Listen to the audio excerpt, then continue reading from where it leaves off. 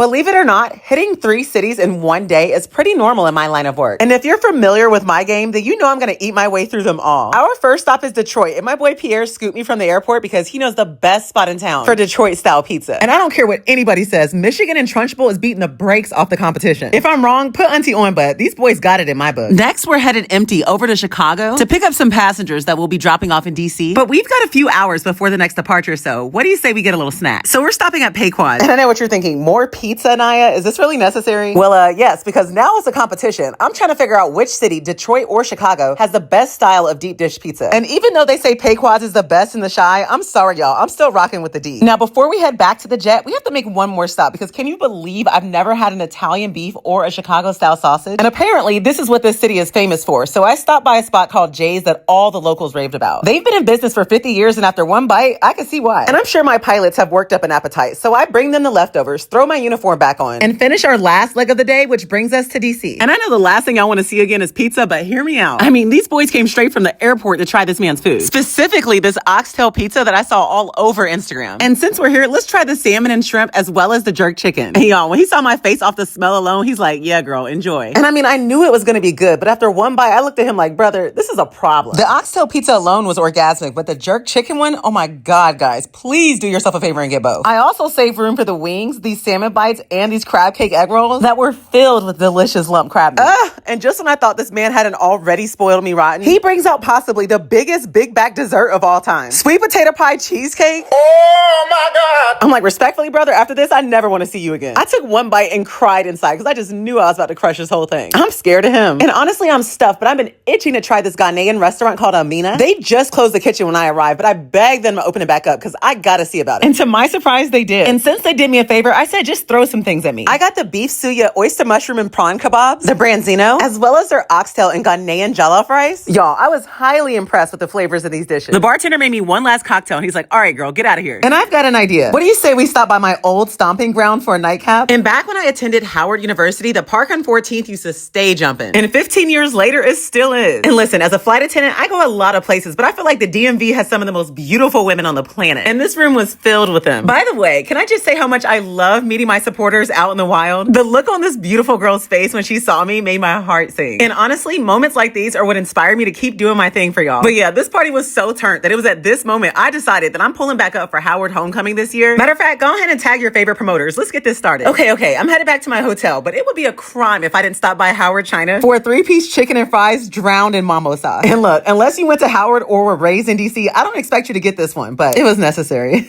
Good night.